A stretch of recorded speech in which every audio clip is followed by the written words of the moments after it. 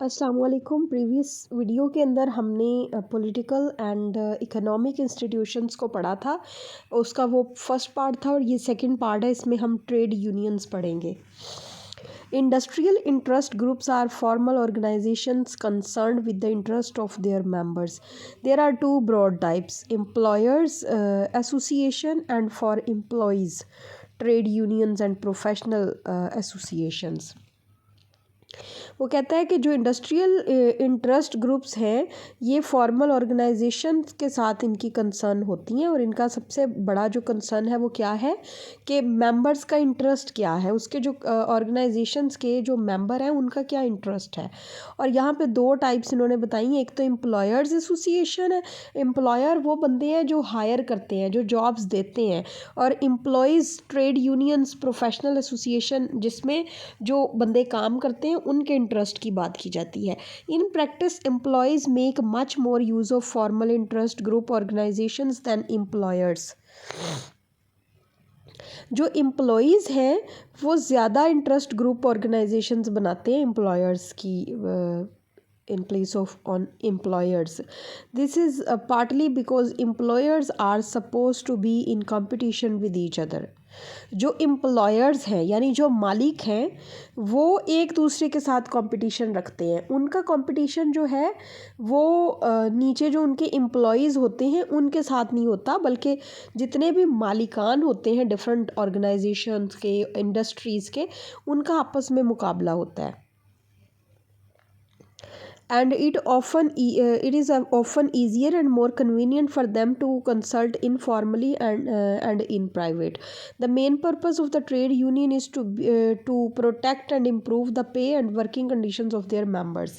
ये जो ऑर्गेनाइजेशंस बनती हैं इनका मकसद ये होता है कि डिफरेंट जगहों पे काम करने वाले जो एम्प्लॉयज़ हैं उनकी जो सैलरीज़ हैं, उनके जो वेजेस हैं वो उनको प्रॉपर मिलनी चाहिए। यानी ये ना हो कि उनसे काम ज़्यादा लिया जा रहा है और उनको जो रिटर्न है वो कम दिया जा रहा है।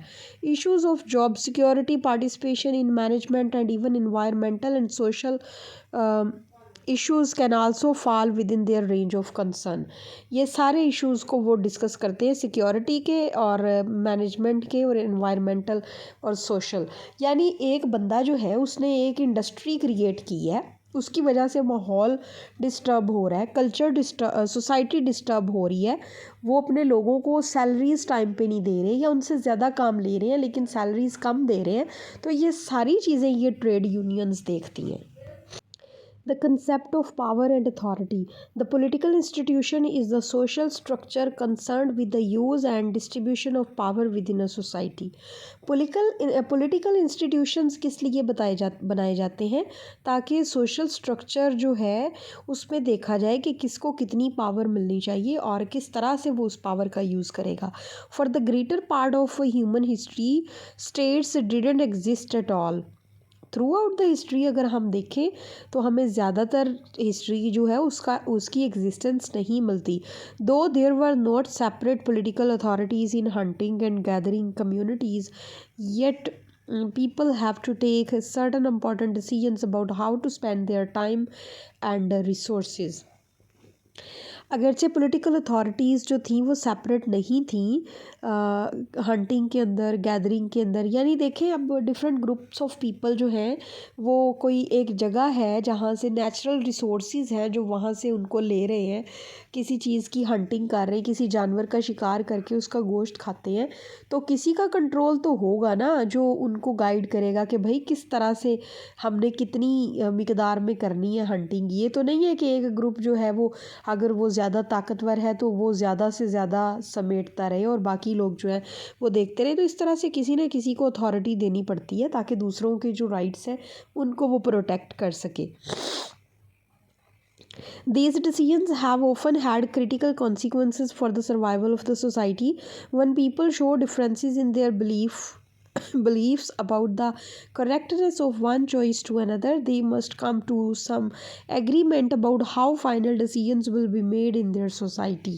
जब लोग किसी चीज़ के साथ इख्तलाफ रखते हैं अपने बिलीव्स में और वो कहते हैं कि ये चीज़ जो है ये गलत है और ये बेहतर है, तो उनको इसके ऊपर कोई ना कोई एग्रीमेंट तो साइन करना पड़ता है ना, ताकि वो उस बेस पे अपने डिसीजंस बनाए। अब ये तो नहीं है कि कानून बनाना है तो जो भी बंदा उठे वो उठ के कहे कि भाई ये कानून इस तरह है, उसका जो फ़ायदा होगा वो कहेगा कि मेरे फ़ायदे में तो ये चीज़ है, तो वो कहेगा बाकी सब गलत है, ये तरीका ठीक है। लेकिन ऐसे नहीं होता। अगर एक चीज़ पे सब मुत्तफिक होते हैं या एक चीज़ को गलत करार देते हैं तो उस पर फिर एक एग्रीमेंट होता है, ऐसे ही कोई आके उसको बदल नहीं सकता। तो concept of power and authority क्या है कि आप अगर किसी को ऐसे ही कोई भी बंदा पावर का इस्तेमाल करके किसी के भी जो राइट्स हैं उनको सप्रेस कर दे और अपना कंट्रोल कर ले, ऐसा नहीं हो सकता। इसलिए हमें कुछ ना कुछ किसी ना किसी बंदे की अथॉरिटी को जो है वो डिसाइड करना पड़ता है, किसी को अथॉरिटी देनी पड़ती है। और उस अथॉरिटी का मकसद क्या होता है कि वो बाकी सब लोगों के राइट्स को प्रोटेक्ट करे। नेक्स्ट है टाइप्स ऑफ अथॉरिटी। ये ऊपर उन्होंने एक डेफिनेशन लिखी है, politics is all about power. Politics क्या है? पावर है। पॉलिटिकल इंस्टीट्यूशंस क्या हैं कि हमने पावर को कैसे मैनेज करना है, किसको कितनी पावर देनी है, उसने उसका कैसा यूज़ करना है। Weber defined power as the ability to control the behaviour of others. दूसरों के बिहेवियर्स को कंट्रोल करने की जो काबिलियत है उसको हम पावर बोलते हैं। Even in the absence of their consent, यहाँ तक कि उनकी रजामंदी के बगैर भी। In other words, power is the capacity to participate effectively in a decision making process। किसी फैसला साजी के अंदर अपना जो पार्टिसिपेट करना उसको हम पावर बोलते हैं। Weber defined authority as power that people perceive as legitimate rather than coercive। यानी कानूनी तरीके से किसी बंदे को पावर देना क्या है? अथॉरिटी है। टाइप्स ऑफ अथॉरिटी क्या हैं कि कौन कौन सी टाइप्स है जिसमें हम किसी को पावर देते हैं कि उस पावर का कैसे इस्तेमाल करना है। वो कहते हैं कि यहाँ पे 3 तरह की जो है वो पावर्स हैं। सबसे पहले जो है वो ट्रेडिशनल अथॉरिटी है, फिर उसके बाद लीगल रैशनल अथॉरिटी है और फिर क्रिज्मेटिक अथॉरिटी है। ट्रेडिशनल अथॉरिटी ये है कि जैसे किसी ट्राइबल एरियाज़ में या हमारे कल्चर में ये चीज़ें थी कि किसी बड़े को सारी अथॉरिटी दे दी जाती थी, किसी एक बंदे को, जो पूरे गाँव के सम टाइम या पूरी फैमिली के फैसले हर डिसीजन करता था और हर बंदा उसके डिसीजन को मानता भी था। ठीक है, तो वो अपनी ताकत का इस्तेमाल फिर सबके फ़ायदे के लिए करता है और लोग जो हैं वो उसके ऊपर कोई भी किसी भी तरह का ऑब्जेक्शन नहीं करते। नेक्स्ट हम देखते हैं जी लीगल रैशनल अथॉरिटी को। Legal rational authority is power legitimated by legally enacted rules and regulations. This type of authority is closely linked to government or formal organizations that direct the political life of a society. जैसे अगर हम Muslim culture में देखें तो किसी के हाथ पे रख के बैत कर लेना कि हम उस बंदे को अपना अमीर मुकर्रर करते हैं और फिर हम हर उनका जो हुक्म है उसको मानना हर बंदे पे फ़र्ज़ है, ये सिस्टम था। लेकिन अगर पाकिस्तान में अगर हम प्रेजेंट देखें तो वोट का सिस्टम है कि वोट कास्ट करते हैं, हर जगह पे यही सिस्टम चलता है। ठीक है, कि वोट कास्ट करके हम एक बंदे को जिसके हक़ में ज़्यादा वोट्स होते हैं हम उसको अपना लीडर बना लेते हैं और ये होता है कानूनी तरीका उस बंदे को ताकत देने का, अथॉरिटी देने का, और फिर वो बंदा उन्हीं लोगों के फ़ायदे के लिए उस ताकत का इस्तेमाल करता है। तो that is called legal rational authority. फिर है charismatic authority is power legitimated through extraordinary abilities that inspire devotion and obedience. This type of power doesn't rest on a person's position or office. This is due to unique and remarkable qualities that people attribute to a specific leader. Typical charismatic leader include such figures as Sir Syed Ahmad Khan, Qaid-e-Azam, ayatollah Khomeini, Hitler, Napoleon etcetera. यानी ये वो बड़े बड़े leader थे जिनकी personality में कुछ ऐसी खूबियाँ थीं जिनको लोग इतना ज़्यादा पसंद करते थे कि इनकी ज़रूरी नहीं है कि वो किसी ऑफ़िस को संभाले हुए हों या वो उनके पास कानूनी इख्तियारात हों, बल्कि बग़ैर इन चीज़ों के भी लोग उनके लिए जान देने को भी तैयार थे और उनका हर हुक्म मानने को भी तैयार थे। बिल्कुल वैसे जैसे आज के दौर में इमरान खान के लिए लोग अपनी जान देने को भी तैयार हैं। और कुछ भी सही गलत अच्छा बुरा करने के लिए तैयार रहते हैं, उनको इशारा मिलने की देर है। तो this is called charismatic authority. मकनातीसियत होती है उनकी पर्सनालिटी में एक, जिसकी वजह से लोग उनको ओबे करते हैं, उनको उनके ओबीडियंस शो करते हैं उनके लिए। नेक्स्ट हमारे पास है forms of government. Politics is about power and purposes. It is the struggle of to achieve the means to do certain things और टू इम्प्लीमेंट पॉलिसीज़। जो पॉलिटिक्स है ये क्या है, ये ताकत है और इसके कुछ मकासद होते हैं, और इसका मतलब होता है कुछ हासिल कर लेना, किसी चीज़ को करना और कुछ किसी पॉलिसीज़ को इम्प्लीमेंट करना। The major means of political power is government. सबसे बड़ा इसका मकसद गवर्नमेंट हासिल करना होता है। We will discuss the main types of government. हम यहाँ पे जो है वो डिस्कस करेंगे कि फॉर्म्स ऑफ गवर्नमेंट कौन कौन सी है। मॉडर्न, वैसे तो बहुत सी गवर्नमेंट की टाइप्स हैं, लेकिन यहाँ पे हम 3 जो मेजर मॉडर्न वर्ल्ड की जो टाइप्स ऑफ गवर्नमेंट हैं, हम उनको फॉर्म्स ऑफ गवर्नमेंट को डिस्कस करेंगे। सबसे पहले हमारे पास जो फॉर्म है वो है अथॉरिटेरियन, उसके बाद टोटलिटेरियन और उसके बाद डेमोक्रेटिक। अथॉरिटेरियन गवर्नमेंट जो है, फॉर्म ऑफ गवर्नमेंट जो है, इसका मतलब है कि इसमें गवर्नमेंट के जो इम्पोर्टेंट डिसीजंस होते हैं उनमें लोगों की राय नहीं ली जाती, लोगों की पार्टिसिपेशन नहीं ली जाती, बल्कि अथॉरिटी चंद हाथों में होती है। तो जैसे मोनार्की है, मोनार्की यानी जो है एक बंदा अगर बादशाह है तो उसके बाद अगर उसकी डेथ हो जाती तो उसकी वाइफ या उनके बच्चे और आगे से आगे उन्हीं की नस्ल जो है वो रूल करेगी। मोनार्की जैसे हमने जो यूके में देखा है कि मोनार्क एक क्वीन जो है वो इतने साल तक वो उसको करती रही है रूल, और उसके बाद फिर उन्हीं के फैमिली के लोग।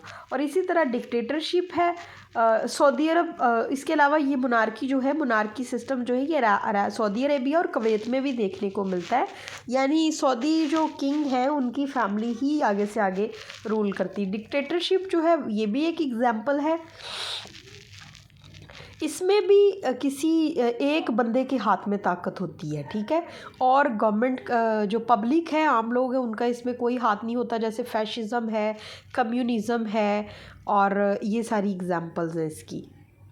मार्शल लॉज जैसे लगते हैं, पाकिस्तान में बहुत दफ़ा ऐसे हुआ है कि आर्मी ने मार्शल लॉ लगा दिया, एक बंदा जो है उसने पूरा कंट्रोल कर लिया, जैसे मुशर्रफ ने लगाया था, मुशर्रफ ने कंट्रोल कर लिया कि there will be no prime minister, और उसी तरह जो है वो गवर्नमेंट चलती रहेगी। तो एक बंदे के हाथ में सारी अथॉरिटी, सारी पावर होती है। इसको हम अथॉरिटेरियन फॉर्म ऑफ गवर्नमेंट बोलते हैं।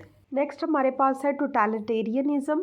According to Carl Friedrich, totalitarianism involves 4 elements. 4 element होते हैं टोटलिटेरियनिज्म के अंदर। एक तो totalist ideology, a set of political doctrines of an inclusive kind to which everyone is expected to adhere. For example, the commitment to the fatherland stressed by the Nazis.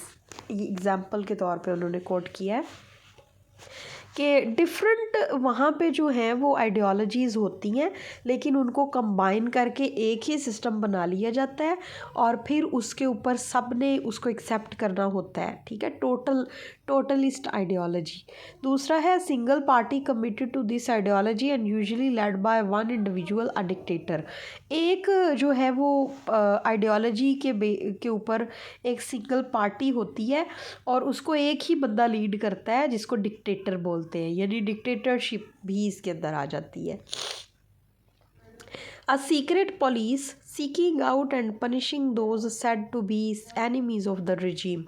जो इनकी ideology, इनकी government, इनके dictator के ख़िलाफ़ चलेगा, उनके लिए एक सीक्रेट पुलिस होनी चाहिए जो कि उनको सज़ा दे, जो कि इसके ख़िलाफ़ कोई किसी भी तरह की एक्टिविटीज़ करे। बिल्कुल वैसे ही जैसे पाकिस्तान के अंदर जो भी बंदे जो हैं वो अगर इमरान खान को सपोर्ट करते हैं या वो नॉन स्टेट एक्टर्स हैं, किसी न किसी तरह से स्टेट की किसी इम्पॉर्टेंट प्लेसेस को, जैसे 9 मई हुआ था, नुकसान पहुंचाते हैं, तो फिर इस्टेब्लिशमेंट या जो हमारी जो आर्मी है या जो हमारी एजेंसीज़ हैं वो क्या करती हैं, फिर उन लोगों को पनिश करती हैं। Monopoly control of economic organisations. Monopoly control जो है मोनोपली किसी भी तरह की अगर होती है तो उसको कंट्रोल करना है the mass media and the military होती है, मास मीडिया, मीडिया के ऊपर अगर कोई मोनोपली चलती है तो उसको भी कंट्रोल करना है। ये सारी चीज़ें टोटलिटेरियनिज्म के अंदर होती हैं। Giddens explains totalitarianism should be seen as a form of political regime of a more transitional sort in which a dictator rises to power, promoting totalist ideologies with the use of mass terror। लोगों को डरा के, power का इस्तेमाल करके, gun का इस्तेमाल करके ये अपनी आइडियोलॉजी लोगों को मनवाते हैं और लोगों को मजबूर करते हैं कि वो इनको एक्सेप्ट करें एज अ गवर्नमेंट। लास्ट में हमारे पास है डेमोक्रेसी, पॉपुलर वन आप कह सकते हैं। Democracy refers to a political system in which power is exercised by the people as a whole. People have the right to participate in the decision making process and to appoint and dismiss their rulers. But in large societies, it is not possible for everyone to directly be involved in politics. Therefore, a representative democracy which places authority in the hand of elected officials who are accountable to the people development. This type of system is most common in these days in industrial societies of the world. अब इसमें लोगों की राय ली जाती है। हर बंदा तो अपनी राय जाके नहीं दे सकता क्योंकि इतनी ज़्यादा पॉपुलेशन है। तो हर जगह से, हर इलाके से, हर सूबे से, हर जो कम्युनिटी है वहाँ से कुछ रिप्रेजेंटेटिव्स होते हैं, नुमाइंदे होते हैं जिनको लोग खुद चुनते हैं अपने वोट के साथ, और वही लोग फिर जाते हैं पार्लियामेंट में और वहाँ जाके वो इनको प्रेजेंट करते हैं, इनकी ज़रूरियात पे बात करते हैं, इनके प्रॉब्लम्स की बात करते हैं, इनके लिए लॉज डिज़ाइन करते हैं। तो ये सारी चीज़ें जो हैं ये डेमोक्रेसी के अंदर आते हैं जिनमें लोग अपनी मर्ज़ी से अपने लीडर को खुद चुनते हैं। ठीक है, तो ये सारी थी फॉर्म्स ऑफ गवर्नमेंट्स और अब हमने कंप्लीट कर लिया है chapter of economic and political institutions. Economic institutions बनाए जाते हैं इकोनॉमी को कंट्रोल करने के लिए और पॉलिटिकल इंस्टीट्यूशंस बनाए जाते हैं ताकत को कंट्रोल करने के लिए कि किसको कितनी पावर देनी है और कैसे देनी है। कहीं पे तो कोई बंदा जो है वो अपनी ताकत के इस्तेमाल पे खुद ही जो है वो रूलर बन जाता है और फिर उसी की फैमिली सारी ज़िंदगी, उसके जो ब्लड रिलेशंस होते हैं वही रूल करते हैं, जिसको हेरिडेटरी अथॉरिटी हम बोलते हैं। हमने ऊपर पढ़ी है कौन कौन सी अथॉरिटीज़ होती हैं। एक लीगल रेशनल है, एक क्रिज्मेटिक है और एक ट्रेडिशनल है। और उसके बाद फॉर्म्स ऑफ गवर्नमेंट होती हैं क्योंकि गवर्नमेंट के लिए ही तो अथॉरिटी होती है, ताकत का इस्तेमाल, पॉलिटिक्स है ही यही चीज़। तो फिर हमने पढ़ी हैं अथॉरिटेरियन, टोटलिटेरियन और डेमोक्रेसी। ये 3 फॉर्म्स है गवर्नमेंट की जो कि आपको पता होनी चाहिए।